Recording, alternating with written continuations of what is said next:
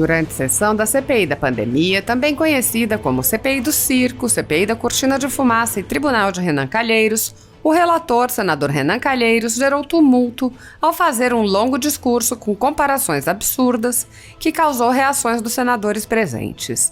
Os senadores Fernando Bezerra, Reins, Marcos Rogério e Flávio Bolsonaro revoltaram-se com a comparação, apontando que Calheiros estava indo além do pré-julgamento que vem expressando desde o início da CPI. Até mesmo o presidente da comissão, senador Omar Aziz, fez um apelo ao senador Renan Calheiros para que moderasse as palavras, ao que Renan reagiu afirmando que não será censurado. Omar Aziz apontou: Vossa Excelência está falando uma das maiores atrocidades na história. O senhor me desculpe. Assista. Nada sobre o que tinha acontecido. É um absurdo. Por que é um absurdo? Eu estou fazendo uma introdução do depoimento. A ação que nós estamos enfrentando aqui com um genocídio que ocorreu na Alemanha. Não estou comparando. Respeite o judeu. Respeite o judeu. Desculpe, é um absurdo. Respeite a dor dos judeus. Isso é mais do que um pré-julgamento. Eu não estou prejulgando. Isso é uma coisa odienta. Está prejulgando desde o começo. É o que nós estamos assistindo aqui nessa manhã. Desde o começo. Odienta. Isso não existe! Isso não existe! Odiosa. Isso vai ficar registrado nos anais do Senado Federal! Peço que Vossa Excelência me assegura a palavra. Não é o momento do relatório, senhor presidente. Não estou fazendo. É isso que está acontecendo. Vossa Excelência está deixando a sessão correr de um jeito. Senhor presidente, o relator pergunta, ele não apresenta relatório. Senhor presidente, ouçam. Qualquer paralelismo é um absurdo. Ouçam. Qualquer paralelismo é um absurdo. Ouçam, aprendam a ouvir a história. 450 mil mortes é daqueles que negam o tratamento. Vossa Excelência é um dos que nega o tratamento. Nega o tratamento que existe no mundo, não apenas no Brasil.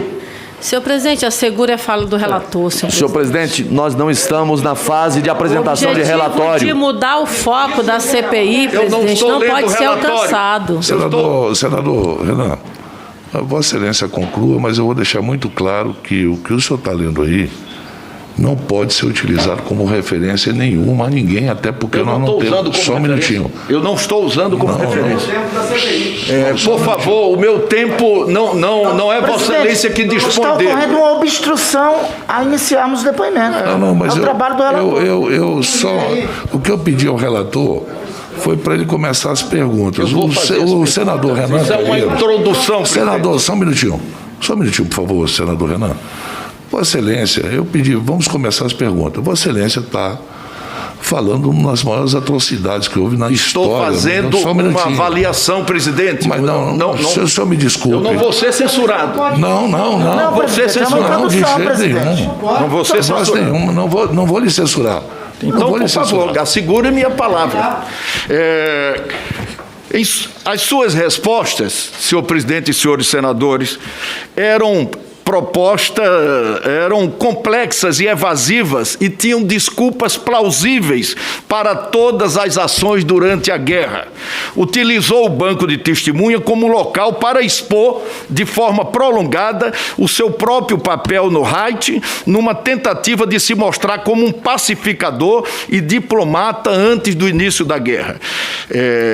Senhoras e senhores senadores, não podemos comparar.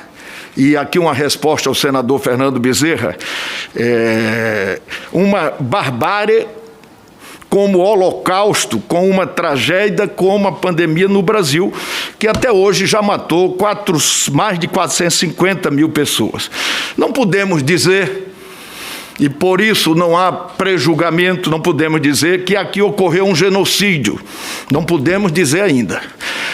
Mas podemos dizer, sim, que há uma semelhança assustadora, uma semelhança terrível, uma semelhança tenebrosa, uma semelhança perturbadora no comportamento de algumas altas autoridades que testemunharam aqui na CPI e o relato que acabei de ler sobre um dos marechais do nazismo no Tribunal de Nuremberg. Que semelhança na cabeça de louco igual você. Negando tudo, enaltecendo Hitler, apresentando-se como salvadores da pátria, enquanto a história provou que faziam parte de uma máquina da morte. Trago essa reflexão para essa CPI no momento em que colhemos um depoimento muito importante. e deixo registrado nos anais dessa comissão, É absurdo. inclusive como alerta para os futuros depoentes, não importa o quanto possam tergiversar aqui, o julgamento da história é implacável. Até que enfim falou uma coisa correta. Boas perguntas, senhor presidente. Por favor, Se Vossa Excelência pudesse me garantir a palavra, não, Vossa Excelência, eu estou submetido a interrupções rotineiras. Isso dificulta o meu trabalho como relator. Como médica e gestora pública, Vossa Senhoria poderia nos dizer em que consiste exatamente o tratamento precoce? Pois não, senador. O tratamento precoce, falar nele se referindo unicamente à Covid, na verdade é difícil. Tratamento precoce é o tratamento que todos os profissionais médicos oferecem aos seus doentes. Tratamento é tudo aquilo que é disponibilizado de recursos farmacológicos e não farmacológicos para o enfrentamento de uma determinada doença. E deve sim sempre ser feito assim que o médico dá o diagnóstico, porque as doenças evoluem, os pacientes podem complicar os seus quadros. E como ele foi introduzido como política pública no Ministério da Saúde? O tratamento, na fase inicial de todas as doenças, senador, ele é utilizado no mundo inteiro. Não é só o Ministério da Saúde do Brasil. Toda doença deve ser tratada precocemente. A Covid, a meningite, as viroses. Ele está só perguntando sobre a Covid, doutora. Em que pesquisas e trabalhos científicos Vossa Senhoria se fundamentou para fazer a indicação técnica do tratamento da Covid, com o uso de medicamentos como cloroquina, hidroxicloroquina, ivermectina e outros? Senador, para deixar bem claro para a população brasileira e para o senhor... Se Vossa Senhoria pudesse responder objetivamente... É que eu preciso contextualizar, se o senhor me permitir. Eu sei que a senhora precisa... Presidente, se ela puder responder, se contextualizar. Não, eu vou cortar o som, porque não vai estar fazendo. Por favor, não vai ter brincadeira aqui. Ela é uma senhora adulta, profissional de saúde, não precisa de babá para responder as perguntas. Por favor. Toda hora. Não está sendo ameaçada, não. Ei, quem está ameaçando ela? Ó? Quem está ameaçando ela? Não, Flávio, não. O depoente não pode falar, nós podemos. Cada senador tem o direito a falar. O senador relator tem o direito a fazer as perguntas. Cada senador que está aqui... Sim, mas ele vai fazer as perguntas. Aqui está sendo interrompida pelos governistas, rapaz. Vocês estão interrompendo o depoimento. É o interrogador que está interrompendo.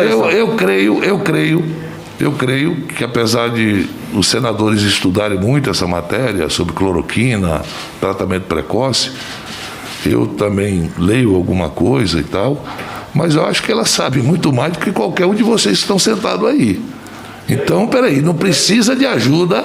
Não, não ajuda, só deixa ela falar. Não, só isso, pois ela não precisa recorrer a ninguém para dar as respostas técnicas. Tem que deixar ela falar, senhor presidente, por favor. Objetivamente, em que pesquisas e trabalhos se fundamentou para fazer a indicação técnica do tratamento precoce da Covid? Com os medicamentos já referidos aqui. Pois não.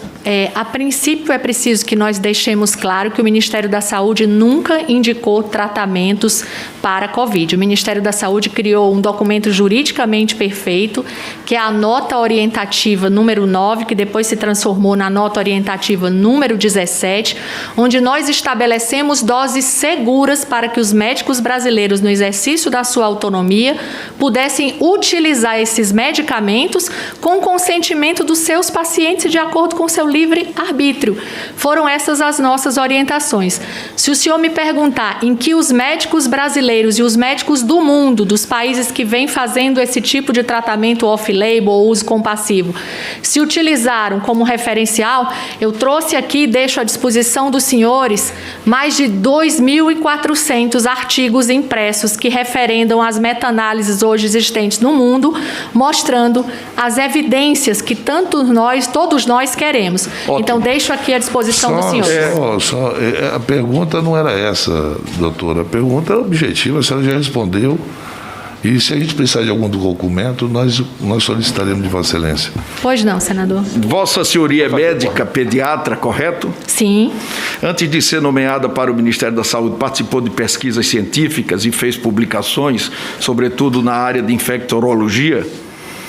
Não, senhor. Na área de infectologia, por favor, não. De que forma Vossa Senhoria trouxe para o Ministério da Saúde informações sobre o uso de cloroquina no combate à Covid-19?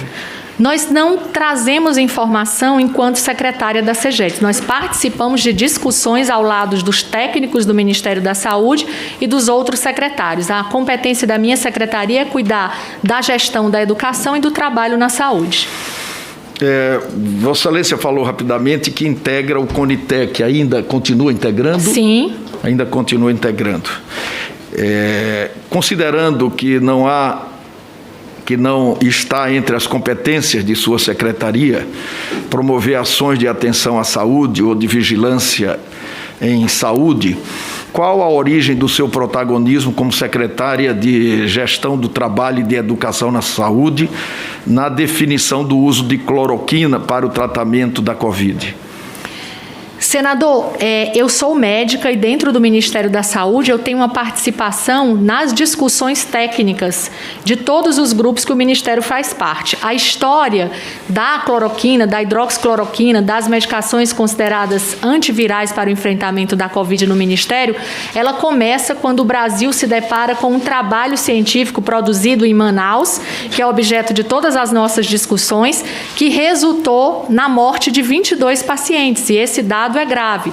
Nesse momento, o Ministério da Saúde reúne os seus técnicos para que nós pudéssemos criar um documento juridicamente perfeito para proteger a população brasileira e orientar os médicos sobre doses seguras desses medicamentos que já vinham sendo utilizados no mundo inteiro e vinham sendo utilizados pela população brasileira, às vezes, sem a orientação médica. E nós queremos que todo e qualquer paciente, aos primeiros sinais e sintomas da Covid, procure a unidade de saúde, possa ser atendido pelo médico e, de acordo com a orientação médica e a vontade do paciente, ele possa ou não receber medicamentos que podem mudar o curso da doença. Vossa Senhoria recebeu ordem para fazer a defesa do uso da cloroquina?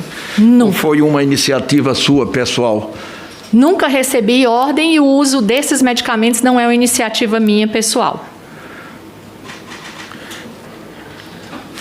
O presidente da República ou o ministro da Saúde, em algum momento, pediram a Vossa Senhoria que atuasse com protagonismo na defesa do uso da cloroquina? Nunca.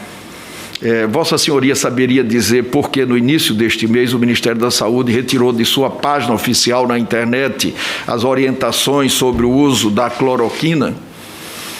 Pois não, porque o ministro Marcelo, numa atitude extremamente acertada, resolveu levar para a CONITEC todas as construções de protocolos clínicos para a conduta da doença, exatamente para nós eliminarmos as divergências que existem hoje de opiniões. Estamos primeiramente apresentando os protocolos para o uso das medicações para o tratamento hospitalar da Covid e, em seguida, essa orientação, que é a nota número 17, também deverá ser transformada num documento, numa proposta de protocolo clínico para o tratamento ambulatorial da Covid.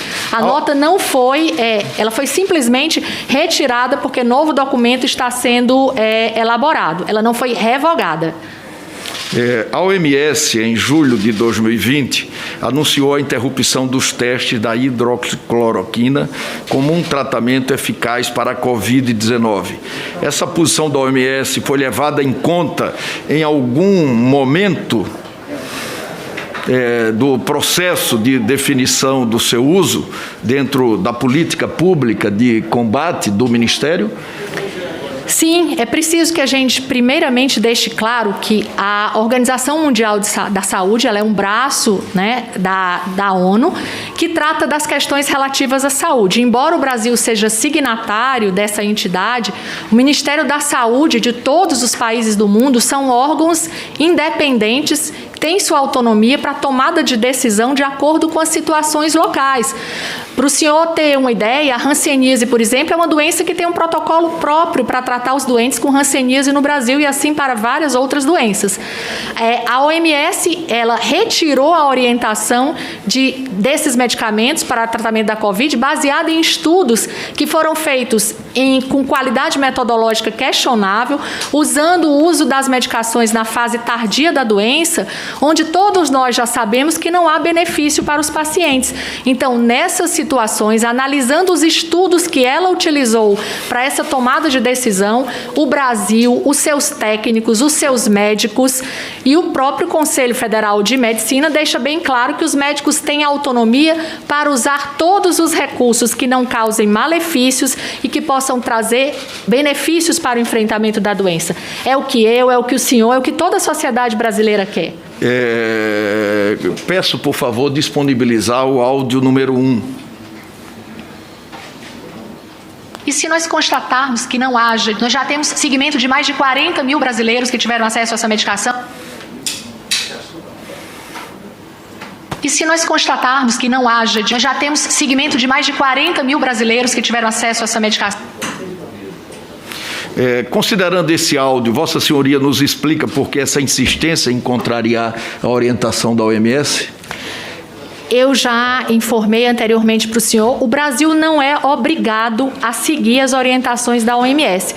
E se assim fizéssemos, senador, nós teríamos falhado, assim como a OMS falhou várias vezes. No início da doença, em janeiro, isso falhado pode ser... em que?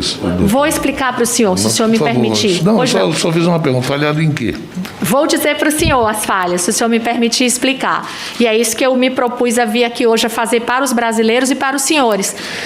No início da doença, o próprio ministro Luiz Henrique Mandetta, que esteve aqui na audiência inicial, ele disse que estava em Davos, numa das reuniões dos conselheiros da OMS, já era do conhecimento desses consultores que a doença estava manifesta na China, e a decisão da OMS em janeiro foi de que não se decretasse uma situação de emergência de interesse internacional, mas que fosse feita apenas um alerta global.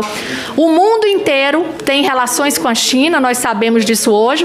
A gente tem hoje a certeza que se trata de um vírus de transmissão respiratória, através de gotículas e através de aerossóis, e por conta dessa decisão retardada da Organização Mundial de Saúde, provavelmente nós contaminamos boa parte do mundo. Somente um mês depois dessa reunião em Davos, a OMS toma a decisão de decretar a situação de emergência de interesse internacional e o Brasil decreta a situação de emergência de interesse nacional. Posteriormente, para continuar exemplificando as falhas, a OMS determinou que não era necessário o uso de máscaras, uma vez que se tratava de um vírus pesado, transmitido por gotículas. Foi necessário que 6 meses depois, um grupo de mais de 300 cientistas fizessem uma carta para a OMS, comunicando que ela precisaria considerar a transmissão através de aerossóis. Milhões de pessoas foram contaminadas no mundo por causa dessa orientação da OMS. E ao longo da sua existência, a OMS já fez recomendações que são condenáveis, como, por exemplo, que mulheres portadoras de HIV amamentem seus filhos, sabendo do risco de transmissão. Em 2017, senador, a OMS também deu uma orientação num consenso para o uso de novos antimicrobianos para o enfrentamento de bactérias multiresistentes, que se retirasse o estudo das drogas que tratam tuberculose. Nós temos mais de 1 milhão de mortes por tuberculose no mundo. Só uma pergunta para a senhora, doutora. A mesma